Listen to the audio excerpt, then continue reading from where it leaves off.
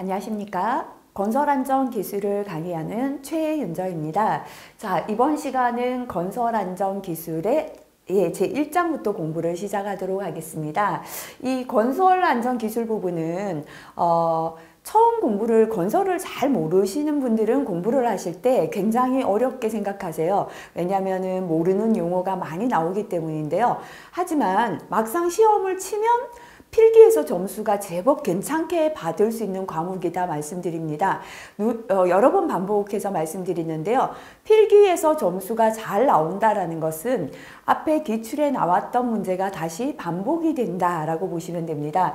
자, 그래서 이 건설안전기술 과목은 어느 정도 공부를 조금 하시고 나면 생각보다는 높은 점수를 받을 수 있는 과목 중에 하나다 이렇게 생각하시고요. 조금 어려우시다면 용어 정의나 이렇게 참고란에 있는 용어들 보시면서 암기해야 될 것들 잘 암기를 해주시면 되겠습니다. 자, 이제 이번 시간부터요. 건설안전기술은 특히나 이제 작업형에까지도 건설 쪽에서 출제가 되는 게 많습니다. 그래서 다른 과목보다는 조금 산업안전관리론 다음으로 우리가 좀 실기를 대비해서 작업형까지 보자면 다른 과목보다는 비중이 좀 높은 과목이다 할 수 있고요. 특히나 건설안전기사를 준비하신다면 주요 과목이 됩니다. 자, 그래서 실기까지 어떠한 내용을 우리가 잘 기억해야 되는가 공부를 시작해 보도록 하겠습니다.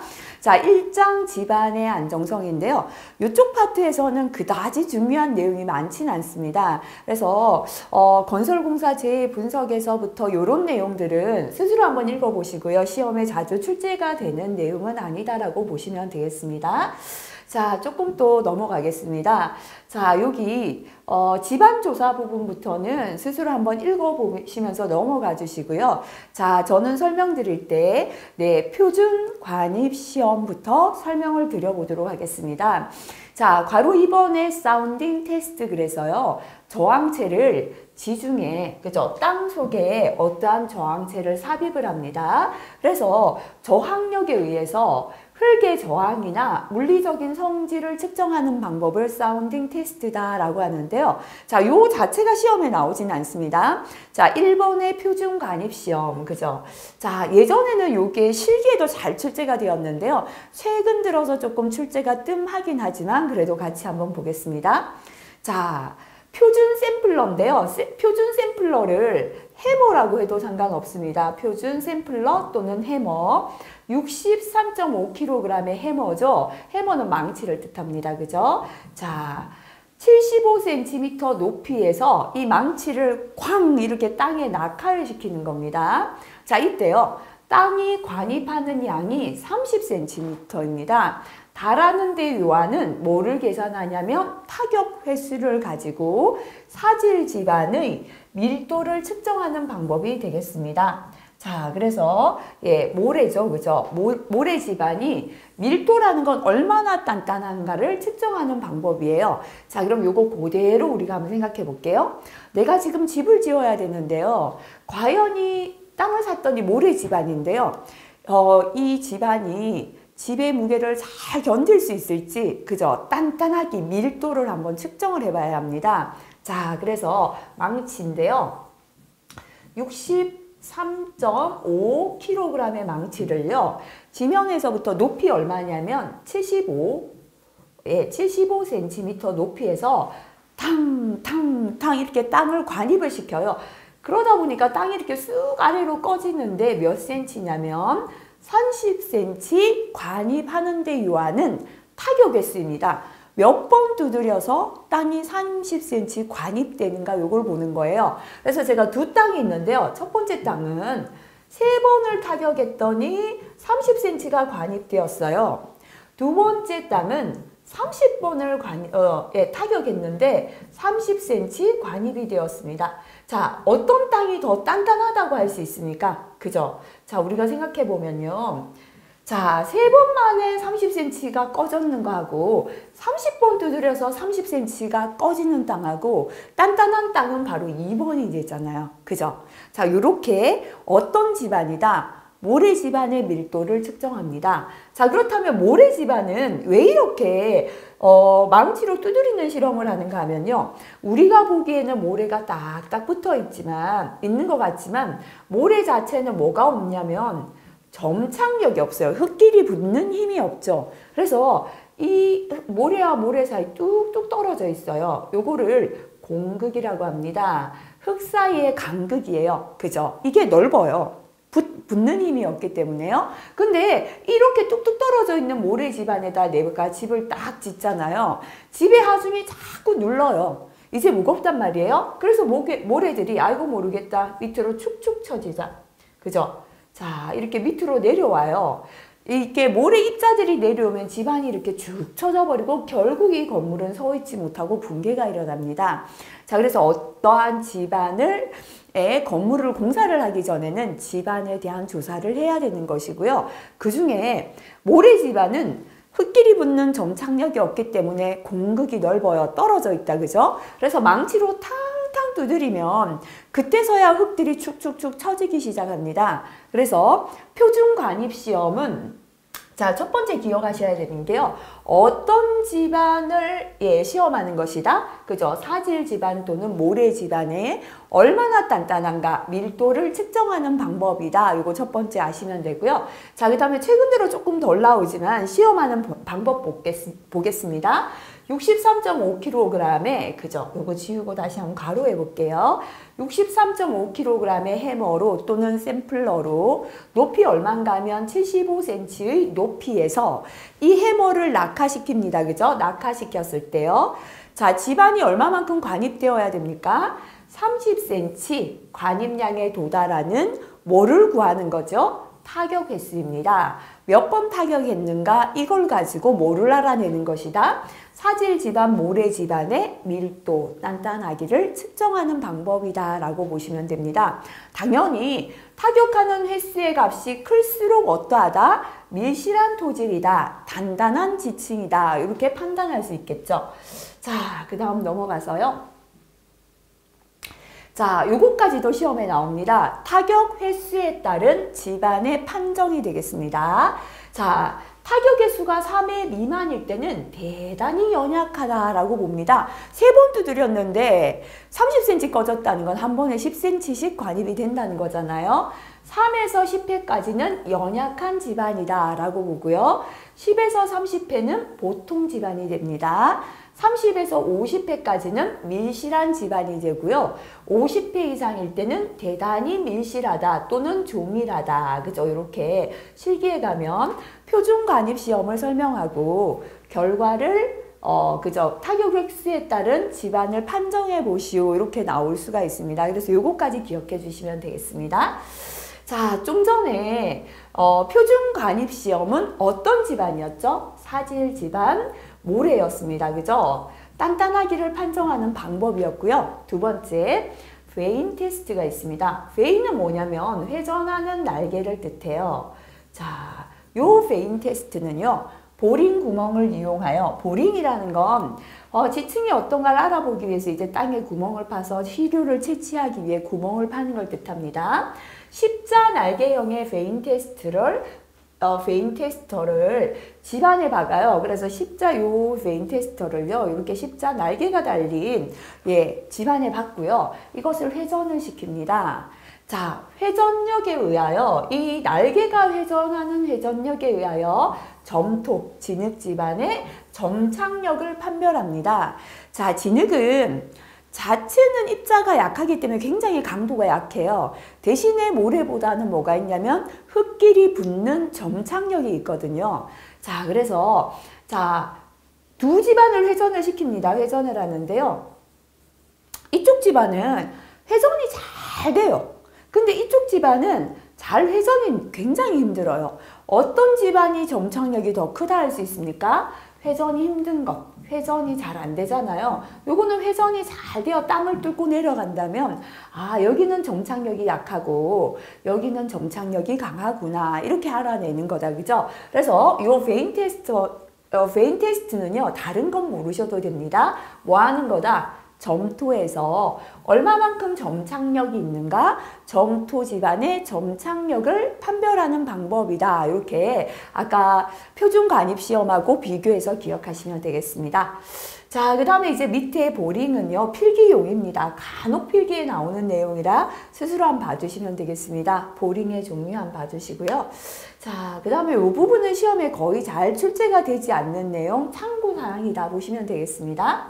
자, 그 다음에 5번 넘어가겠습니다. 집안의 이상현상 및 안전 대책이 됩니다. 자, 첫 번째 집안의 부동치마 그랬습니다. 그죠? 아까 그랬죠? 자, 이게 집안이 있는데요. 여기다가 집을 지었더니 집의 무게를 못 견디고 흙이 쭉 쳐져버리는 현상을 부동치마라고 합니다. 자, 그럼 이렇게 부동치마가 일어나는 원인을 보면요. 요 밑에 흙 자체가 아주 연약할 때, 보통은 점토가 입자가 작기 때문에 연약한 집안이다라고 합니다. 자, 그 다음에 흙에서 물은 항상 가장 위험한 요소입니다. 왜냐면요, 물은 점착력을 없애버려요. 0으로 만들어요. 그래서 굉장히 위험하죠. 물이 흐르는 땅에는 흙과 흙이 붙어 있을 수 없습니다. 물이 흘러가면서 흙과 흙을 갈라지게 만들어 버립니다. 그죠? 그래서 이 물이 있는 집안, 지하수가 흘러갈 때도 이렇게 부동치마가 일어나고요. 또는 이제 경사진 집안에다 이렇게 집을 지었을 때, 그죠? 자, 이런 것들이 부동치마 원인이 됩니다. 자, 그래서 집을 짓기 전에는요, 집안을 개량해야 합니다. 그죠? 첫 번째 지방 공법은 아까 연약 집안은 점토질에 약한 집안이다 그랬죠? 자, 치환 바꿔주는 거예요. 그래서 연약 집안을 양질의 재료로 좀 모래와 자갈을 섞어서 좀 강도 있게 만들어주는 거고요. 아까 물이 있는 거 문제가 된다 그랬죠? 점착력 없애서 흙을 약하게 만들어요. 그래서 이렇게 지하수가 있을 때는 탈수공법, 물을 빼줘야 합니다. 자, 그래서 집안 내 물을 탈수하여 흙을 개량하는 공법이에요.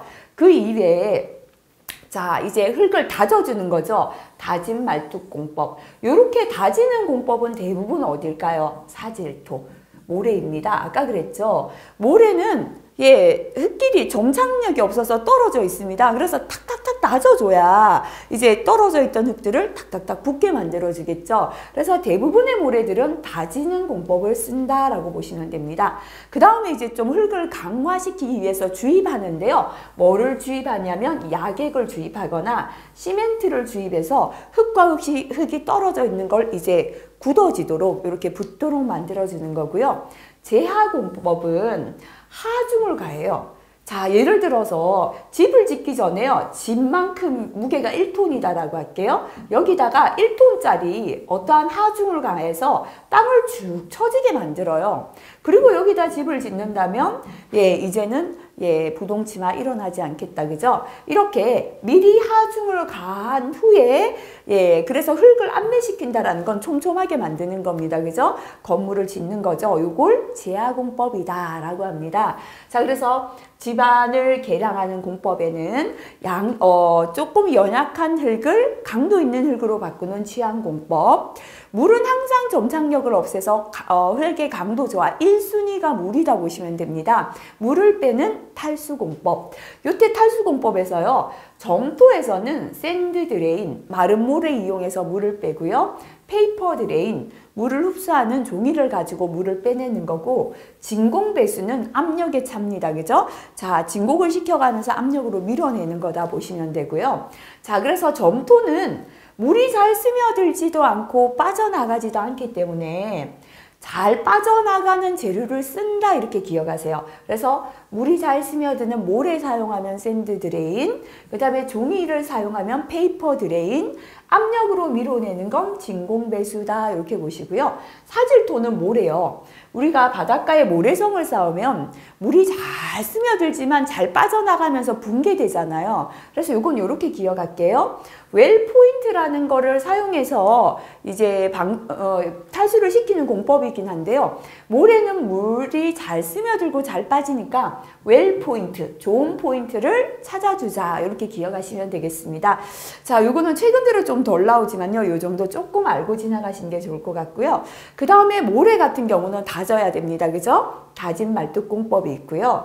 약이나 시멘트를 넣어서 흙을 단단하게 굳어지게 하는 주입공법, 미리 하중을 가해서 다 치마를 시켜서 안밀시켜버리는 제하공법 등이 집안을 개량하는 공법의 종류다라고 보시면 되고요. 자, 그 다음에 언더피닝이 있습니다. 언더는 지하죠. 예를 들어 건물을 짓는데요. 이렇게 기억할게요. 자, 이 집안이 이 건물의 하중을 다 견디려니까 너무 힘들어요. 그래서 집안에다가 미리 언더피닝, 그죠? 이렇게 핀 같은 걸 박아서 자, 이 건물의 하중을 여기다 건물을 이렇게 올리면 집안뿐만 아니라 이 핀들도 건물의 하중을 지탱해 줄 수 있겠죠. 그죠? 언더피닝 공법인데요. 요거는 기존 구조물에 근접하여서 시공할 때입니다. 주변에 다른 구조물이 있는데 그 옆에서 시공할 때 기존 구조물을 보호하기 위한 공법이에요. 자, 옆에 구조물이 있는데 딱 붙어서 건물을 지으려니까요. 잘못하다가 옆에 기존 구조물이 상하게 될 수 있거든요. 자, 이렇게 기존 구조물을 보호하기 위해서 언더피닝 공법을 사용한다 보시면 되고요. 기초 하부를 보강해주는 공법이 되겠습니다.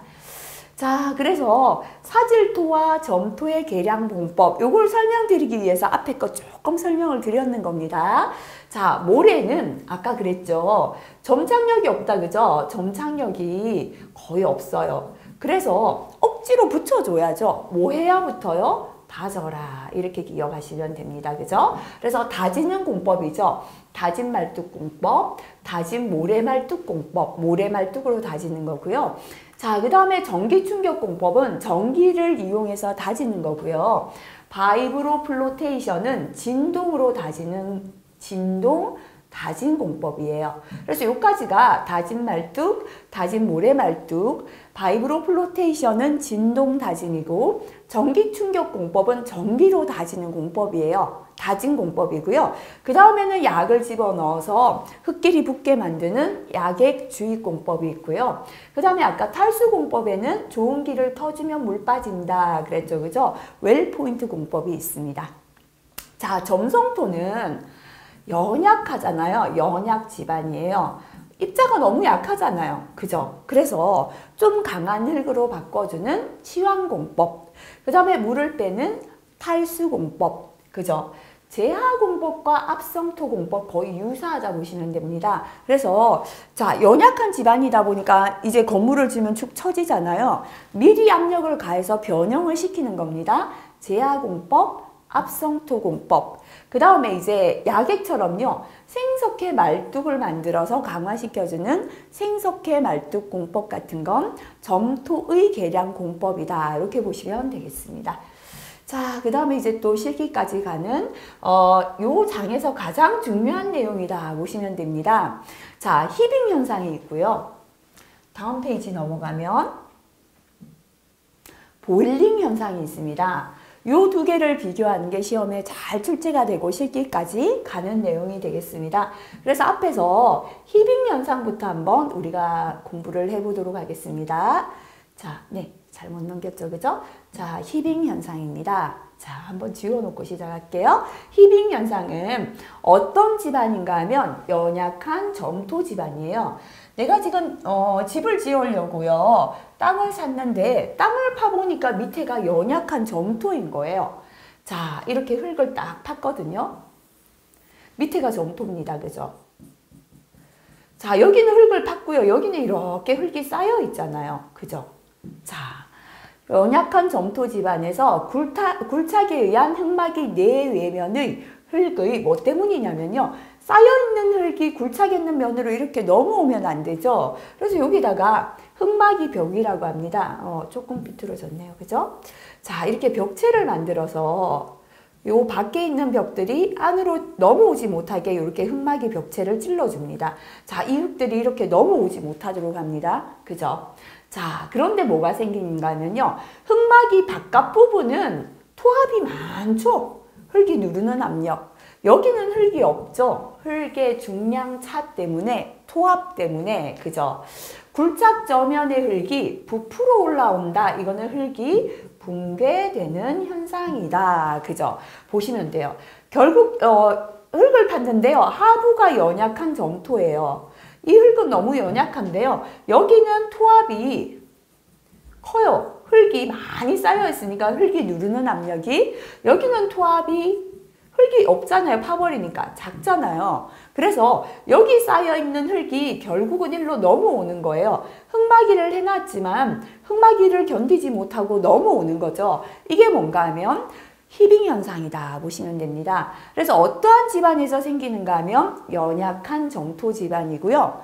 이유는 뭐 때문이냐면 여기는 토합이 크고 작죠. 흙의 중량차 또는 토합차로 인하여 결국 어떻게 되는 건가 하면요. 굴착 저면의 흙이 부풀어 올라온다라는 건 흙이 붕괴되는 현상이다 보시면 돼요. 쌓여있던 이 흙이 넘어져서 이렇게 다시 붕괴가 일어나는 겁니다. 그래서 붕괴되는 모양이요.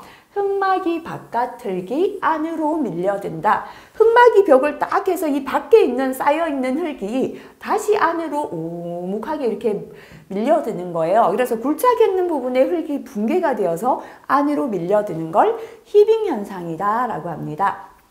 자, 그래서 밑에 한번 보도록 하겠습니다. 히빙 현상의 발생 원인입니다. 그죠? 좀 전에 발생 원인은 뭐라고 했습니까? 토합차다 그랬죠. 배면 집안, 주변 집안하고요. 텃파기 집안, 흙을 팠는 집안의 토합차가 원인이고요. 자, 또는 연약 집안. 이 토합의 차를 견디지 못할 만큼 흙 자체가 연약하기 때문이죠. 또 하부 집안의 강성 부족. 항상 흙이 붕괴가 된다는 건요. 상부가 약해봤자 흙이 날리는 겁니다. 붕괴는 항상 하부가 연약할 때 위에 흙 전체가 넘어지죠. 이게 뭐냐면 붕괴가 됩니다. 그죠? 그래서 하부가 강성이 부족하기 때문이고요. 지표면의 토사 적치 등 과제야. 너무 많이 쌓았기 때문이에요. 적절하게 쌓으면 되는데 이게 과제야입니다. 너무 많이 쌓았기 때문에 토합차가 커져서 붕괴되는 것이고요. 흙막이 밑둥 넣기 부족. 예를 들어서 여기 아까 흙막이 벽체를 이렇게 설치했다 그죠? 근데 이 흙막이 벽을 땅에 깊게 묻었다면 넘어오는 흙에 넘어지지 않고 견디겠죠? 근데 이 흙막이 벽 자체가 땅속에 꽉 박혀 있지 않다. 밑둥 넣기가 부족하다. 이게 원인이 되겠습니다. 자, 그렇다면 히빙 현상을 방지하기 위해서 어떻게 해야 되는가? 대책을 한번 보겠습니다. 첫 번째요. 연약한 집안이잖아요. 집안을 개량합니다. 그래서 하부를 튼튼한 흙으로 바꿔주면은 아무래도 토합의 차에 견딜 수가 있겠죠. 자, 그 다음에 두 번째 어스 앵커. 집안의 하부를 앵커 같은 걸 박아서 좀 강하게 해주고요. 시트 파일 등의 근입 심도를 검토한다. 이 말은 흙막이 벽체의 근입 깊이를 깊게 한다. 흙막이 벽을 땅속에 깊게 묻는다는 뜻입니다. 자, 그래서 아까 흙막이 밑둥 넣기 부족이 이게 되겠죠. 근입 깊이를 깊게 하고요. 자, 그 다음에 물이 있으면 붕괴가 일어나요. 물이 있으면 물은 흙의 강도 저하 1순위다 그랬죠. 그죠? 그래서 웰포인트 공법, 탈수 공법이에요. 근데 이 질문이 참 많이 들어옵니다. 아까 분명히 웰포인트는 모래 집안에 쓴다고 안 했습니까? 라고 하셨는데요. 이렇게 웰포인트가 모래 집안에 많이 쓰지만 점토에 안 쓰는 건 아니에요. 이렇게 이제 좁은 공간에서 웰포인트 장비를 이용해서 탈수를 할 수 있기 때문에 웰포인트 공법을 탈수 공법으로 병행해도 좋고요. 굴착할 때 소단을 두면서 굴착, 계단식 굴착이라고 보시면 돼요. 계단식. 자, 파는데 이렇게 그냥 파버리는 것보다는요. 계단식으로 이렇게 좀 파내려가고 그죠? 이렇게 하면 붕괴가 덜 일어난다라는 겁니다. 상재 하중을 제거하자 상부 하중을 뜻해요. 그죠? 그래서 상부에 흙이 너무 많이 쌓여있기 때문에 붕괴가 일어나니까 상부에 있는 흙을 좀 덜어내서 상부 하중을 줄여주고요. 항상 아까 붕괴는 어디가 약하다 그랬습니까? 하부가 약하다 그랬죠? 그래서 붕괴를 막기 위해서는 저면을 다져줘야 돼요. 그래서 저면에 토사 등의 인공 중력을 가중시킨다. 저면에 흙을 넣어서 다져준다. 이렇게 보시면 되겠습니다. 그 이외에 토류벽의 배면 토합을 경감, 토합의 차를 좀 줄여주고요. 약액주입공법이나 탈수공법을 적용해서 좀 강화시켜도 좋습니다. 자, 요거는 필기용이라서 참고로 한번 봐주시면 되고요. 자, 실기까지 가는 건 히빙 현상에 대한 설명이다 라고 보시면 되겠습니다. 자, 그래서 그림은 한번 참고해 주시면 되겠습니다. 자, 넘어가서 보일링 현상을 한번 보도록 하겠습니다. 자, 좀 전에 여기 히빙 현상 적어놓고 비교해 볼게요. 히빙 현상은 어떤 집안에서 생겼습니까? 네, 연약한 무슨 집안이었죠? 점토 집안에서 생겼어요. 뭐 때문에 생겼습니까? 흙이 한 곳은 많이, 그죠? 쌓여있고 한 곳은 파놨잖아요. 토합차에 의하여 결국 어떻게 되는 거죠? 흙이 붕괴된다. 그죠? 또는 흙막이가 붕괴되는 현상, 이렇게 설명해도 상관없어요. 흙이 무너져 버리는 현상입니다. 그죠? 근데 보일링 현상은 볼게요. 흙을 팠는데요. 하부가 이번에는 자, 굴착을 이렇게 했더니 여기가 사질 지방, 모래인 거예요. 자, 모래는 문제가 뭐죠? 이게 정착력이 없잖아요. 정착력이 없잖아요. 이렇게 붙는 힘이 없이 입자 사이가 떨어져 있다 보니까 항상 뭐가 스며들어요? 물이 스며든다 보시면 돼요. 그래서 지하수가 스며드는 거예요. 그래서 결국은 하부의 강도가 저하가 되는 거죠. 자, 이렇게 하부에 물이 쫙 스며들어서 흘러가던 지하수가요. 이게 팠는데 모래인데요. 지하수가 자꾸 일로 오는 거예요. 모래층에 물 스며들기 좋아요. 자, 이렇게 물이 들어오니까요. 여기 쌓여있는 흙의 하부가 물 때문에 붙어 있는 힘이 없어지죠. 강도가 약해져요. 그래서 아까처럼 이쪽에 이제 흙이 넘어오지 말라고 흙막이 벽을 이렇게 찔러 놨잖아요. 자, 흙막이 벽의 하부에서부터 자꾸 이렇게 부풀어 오릅니다. 뭐가요? 모래하고 물이 섞여서 올라오는 거예요. 결국은 이렇게 파놨는 흙의 하부에 여기에 쌓여있던 모래하고 물이 올라와서 다시 불룩하게 흙이 붕괴되는 게 보일링 현상이다 라고 보시면 됩니다. 자, 그래서 어떤 집안? 사질 집안에서, 그죠?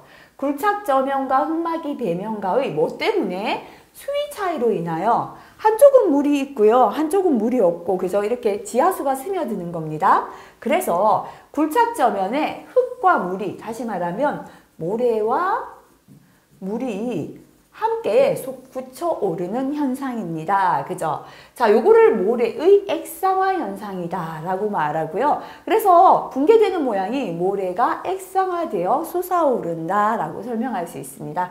자, 그래서 결국은 보면요. 히빙 현상은 연약한 점토 집안에서 쌓여있는 흙의 토합 차이에 의해서 흙이 붕괴가 되는 현상입니다. 보일링 현상은 사질 집안에서 뭐 때문에요? 지하수 때문이죠. 그죠? 수위 차이로 인하여 지하수에 의하여 자, 결국은 흙이 붕괴되는 현상인데요. 붕괴되는 모양이 모래가 액상화되어 솟아오른다. 액상화라는 건 모래하고 물이 섞여서 솟아오르는 현상이다. 이렇게 설명하시면 되겠습니다. 자, 그 다음에 실기까지 잘 나오는 게요. 보일링 현상의 발생 원인, 요거는 실기까지 잘 출제가 됩니다. 첫 번째 원인은 뭐냐면 배면 지방과 톱하기 저면과의 수위차, 지하 수위차 때문이다. 그죠? 자, 그 다음에 포화 지반이나 지하 수위가 높은 지반. 자, 요거는 별표 한 개 하시면 되겠네요. 방지책이 실기에 더 많이 나오고요.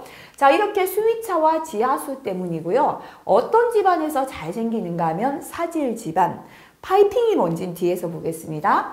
역시나 흙막이 벽의 밑둥 넣기. 흙막이 벽을 땅속에 꽉 박아놨다면 이렇게 좀 흙이 넘어와도 붕괴가 안 될 텐데요. 밑둥 넣기가 부족한 게 원인이 될 수 있습니다. 자, 그러면 보일링 현상을 방지하기 위한 대책인데요. 실기에 잘 출제가 됩니다. 첫 번째는 아까 그랬잖아요. 이거는 문제가 뭐냐면 흘러가는 지하수가 자꾸 이쪽으로 스며들기 때문이죠. 그래서 자, 차수층이라고 합니다. 여기에 콘크리트 벽 같은 걸 만들어서요. 흘러오던 지하수가 이쪽으로 못 오게, 굴착하는 부분에 못 오게 자 해버리는 거죠. 그죠? 그래서 이게 지하수 흐름을 바꿔주는 거고요. 또는 여기 이제 굴착하는 부분까지 지하에 있는 물을 탈수시켜서 물을 빼내버리는 겁니다. 지하수위를 저하시켜요. 그죠? 자, 이렇게 이제 지하수 흐름을 변경하거나 지하수위를 저하를 시키고요. 이 주변을 흘러가는 물이 스며들죠. 밑에 물이 위로 올라오는 건 아니잖아요. 물의 지하수의 위치를 여기서 저 밑으로 흘러가도록 이렇게 낮춰버린다는 뜻입니다. 그 다음에 근입벽을요, 흙막이 벽을 땅속에 깊게 묻어둔다면 자, 아무리 흙이 붕괴되어도 벽이 버텨주겠죠. 그래서 근입벽을 깊게 한다입니다. 이렇게 세 가지가 보통 대책이 되고요. 이 세 가지가 다 안 될 때는 작업을 중지한다가 되겠습니다. 그래서 보일링 현상 방지 대책은 반드시 암기해 주시기 바라겠습니다. 자, 파이핑 현상이 뭔가 한번 보겠습니다. 보일링 현상으로 인하여 집안 내에서 물의 통로가 생겨버리는 거예요. 그러면서 흙이 세굴되는 현상을 파이핑, 우리가 파이프가 물이 지나가는 길이잖아요. 이렇게 집안 내 물의 통로가 생기는 현상을 뜻합니다. 자, 그 다음 요건 뭐 크게 시험에는 많이 안 나오고요. 안밀치마, 요것도 시험이라기보다 요런 용어가 많이 나와서 설명을 드려볼게요. 자, 이제 강극 내 물이 빠져요. 모래와 모래 사이에요. 물이 꽉 차 있다가 여기 물이 다 차 있었습니다. 근데 물을 쫙 빼니까 이제 모래가 딱딱 공간이 있으니까 붓기 시작해요. 이렇게 물이 빠지면서 흙의 입자가 좁아져 버려요. 입자가 좁아지며 이렇게 흙이 이제 붓기 시작하니까 땅이 축 처지겠죠. 치마가 되는 현상을 안밀치마 현상이다 라고 합니다. 자, 그 다음에 이제 흙의 동상현상, 한 번씩 필기에 출제가 됩니다. 물이 결빙되는 위치로 지속적으로 유입되는 조건에서 온도가 내려가다 보니까요. 흙 사이에 있는 토중수, 물이 얼어요. 생성된 결빙 크기가 계속 커져서 지표면이 부풀어 올라요. 그죠? 흙 중간에 있는 물이 얼다 보니까 부피가 커지잖아요. 흙이 이렇게 불룩하게 부풀어 오르는 현상을 흙의 동상현상이다 라고 합니다. 자, 그래서 기출에 동상현상 방지책 요건 스스로 한번 체크해 봐 주시면 되겠습니다. 자, 그 다음에 공정계획 및 안전성 심사인데요. 이 부분은 시험에 자주 출제되는 내용 없거든요. 그래서 참고로 한번 넘어가시고요. 자, 그 다음에 요 부분 참고해서 건설기술관리법에 따라 안전관리계획서를 작성해야 하는 건설공사가 있습니다.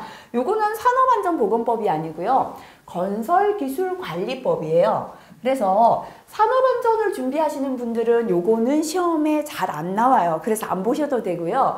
건설안전을 준비하신다면 요것도 실기까지는 나오지 않아요. 필기에 출제됩니다. 그래서 요 내용 스스로 한번 보고 지나가 주시면 되겠습니다. 자, 그 다음에 건설재해 예방대책, 건설공사 안전관리 계획의 수립 요 부분도 산업안전보건법이 아니라 건설기술진흥법입니다. 그래서 건설안전을 준비하시는 분들만 참고로 한번 봐주시고요. 그렇게 시험에 많이 나오는 내용은 아니다라고 할 수 있겠습니다. 그래서 한번 체크해 봐 주시면 되겠습니다. 자, 그 다음 요 부분 한번 보도록 할까요? 요 부분은 자, 요거 한번 참고로 봐주시면 되겠고요.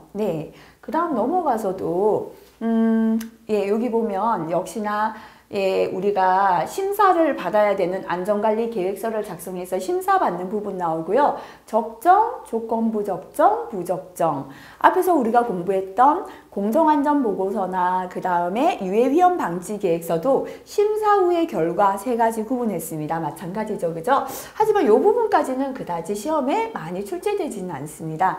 자, 그 다음에 건설업 등의 산업재해 예방인데요. 자, 이 부분은 산업안전보건법에 있는 내용이고요. 최근 들어서 이제 법이 개정되면서 추가가 되었는데요. 그래서 한번 같이 살펴보겠습니다. 건설공사 발주자의 산업재해 예방 조치입니다.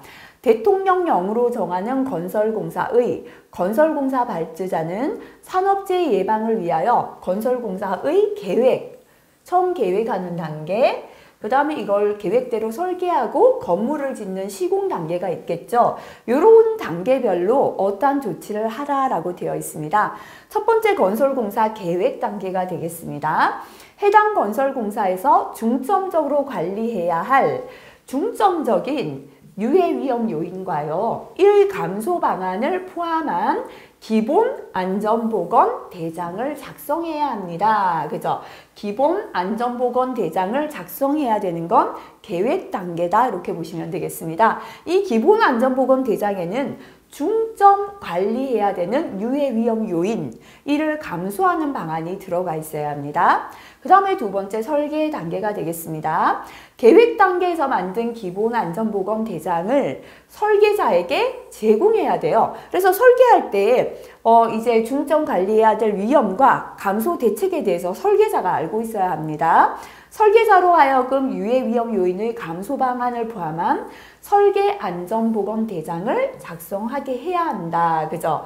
하고 이를 확인합니다. 그래서 계획 단계에서는 뭐를 작성합니까? 예, 기본 안전보건 관리 대장을 작성하고요. 설계 단계에서는 설계 안전보건 대장을 작성해서 확인합니다. 자, 이렇게 이제 안전보건을 확인해서 설계했고요. 시공 단계가 되겠습니다. 건설공사 발주자로부터 건설공사를 최초로 도급받은 수급인에게 최초로 도급을 받은 수급인, 공사를 떼내줬거든요. 예, 이 공사를 받아오는 수급인에게 설계안전보건대장을 제공해야죠. 설계할 때 이런 유해 위험이 있고 이렇게 감소 대책한다는 걸 수급인한테도 그죠, 제공해야 되고요.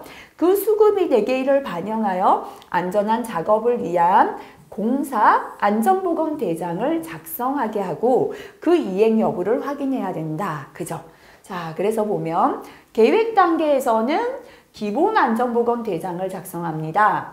설계 단계에서는 설계 안전보건 대장을 작성하고요. 시공 단계에서는 공사 안전보건 대장을 작성하고 이행 여부를 확인한다라는 내용이 되겠습니다. 요거는 별표 달고 한번 체크해 주시기 바랄게요. 자, 그 다음 어떤 내용이 들어가 있나 보겠습니다. 공사기간 단축 및 공법 변경 금지가 되겠습니다. 건설공사 발주자나 건설공사 도급인은 설계도서 등에 따라 산정된 공사기간을 함부로 단축시켜서 안 됩니다. 자, 공기라고 하죠. 공사하는 기간이 충분해야 되는데요. 자꾸 단축을 시키다 보니까 아무래도 기간이 길면 공사 금액이 많아지죠. 인건비도 더 들어가고 그죠? 그래서 기간을 단축시키려고 무리한 공사를 하다 보니까 사고가 납니다. 그래서 함부로 단축해서 안 되고요. 건설공사 발주자나 건설공사 도급인은 공사비를 줄이기 위하여 위험성이 있는 공법을 사용하거나 정당한 사유 없이 정해진 공법을 변경해서도 안 돼요. 원래 이 공법대로 하기로 되어 있는데 특별한 이유도 없이 그거를 다른 공법으로 바꾸는 것도 되지 않는다입니다. 자, 그 다음에 건설공사 기간의 연장입니다. 건설공사 발주자는 다음 각호 어느 하나에 해당하는 사유로 공사가 지연이 되어서 해당 건설공사 도급인이 산업재해 예방을 위하여 공사기간의 연장을 요청할 때 발주자는요, 만약에 도급인이 공사기간 연장을 요청하는데 특별한 사유가 없다면 공사기간 연장을 해줘야 된다라는 내용이 되겠습니다. 자, 그래서 요건 한번 봐주시기 바랍니다. 도급인이 공사기간 연장을 요청하는 경우 발주자가 공사기간을 연장해야 되는 경우가 되겠습니다. 자, 건설공사의 관계 수급인은 태풍, 홍수 등 통제할 수 없는 사태의 발생 등 불가항력의 사유가 있는 경우에 또는 건설공사 도급인에게 책임이 있는, 도급인이 잘못했네요. 책임이 있는 사유로 착공이 지연되거나 시공이 중단되어 해당 건설공사가 지연된 경우에는 자, 공사기간의 연장을 역시나 요청할 수 있게 되어 있습니다. 자, 그 다음에 설계 변경의 요청입니다. 그죠? 그래서 요거 한번 스스로 한번 요 부분은요, 읽어봐 주시면 될 것 같습니다. 자, 설계 변경을 요청할 수 있는 부분, 그죠? 읽어봐 주시고요. 그 다음에 기계기구 등에 대한 건설공사 도급인의 안전조치입니다. 특히나 이제 도급 사업에서 자꾸 사고가 나서 이런 부분 강화가 되었죠. 건설공사 도급인은 자신의 사업장에서 타워 크레인 등 대통령령으로 정하는 기계나 기구, 설비 등이 설치되어 있거나 작동하고 있는 경우에 이를 설치, 해체, 조립 요 작업에서는 붕괴가 일어나니까 위험합니다. 그죠? 등의 작업이 이루어지고 있는 경우에는 필요한 안전조치나 보건조치를 반드시 하도록 되어 있다. 그죠? 그래서 이렇게 설치나 해체, 조립할 때 필요한 조치를 반드시 해야 한다. 그런 내용이 되겠습니다. 그 다음에 요거 한번 보도록 할게요. 별표 하나 붙여볼까요? 사업주는 근로자가 다음 각 호의 어느 하나에 해당하는 장소에서 작업을 할 때 발생할 수 있는 산업재해를 예방하기 위하여 필요한 조치를 해야 한다. 그죠? 산업재해 예방 조치를 해야 하는 작업 장소다. 이렇게 보시면 되겠죠. 첫 번째는 추락할 위험, 사고 중에서 추락이요. 하게 되면 뇌를 다쳐서 굉장히 치명적인 손상을 입게 되고요. 그 다음에 토사나 구축물 등 붕괴할 우려가 있을 때고요. 물체가 떨어지거나 날아올 위험, 요거는 줄여서 우리가 낙하, 비례 이렇게 기억하면 되겠다. 그죠? 자, 그 다음에 천재지변으로 인한 위험이 발생할 우려가 있는 장소에는 반드시 재예방 조치를 하고 작업을 해야 된다라는 내용이 되겠습니다. 자, 그 다음에 산업안전보건관리비 부분은 조금 공부를 해야 될 내용이 많아서요. 이번 시간은 여기까지 공부하도록 하겠습니다. 중요한 내용이 그다지 많지는 않았죠. 그래서 특히나 히빙 현상과 보일링 현상 잘 구분해서 기억해 주시면 되겠습니다. 수고하셨습니다.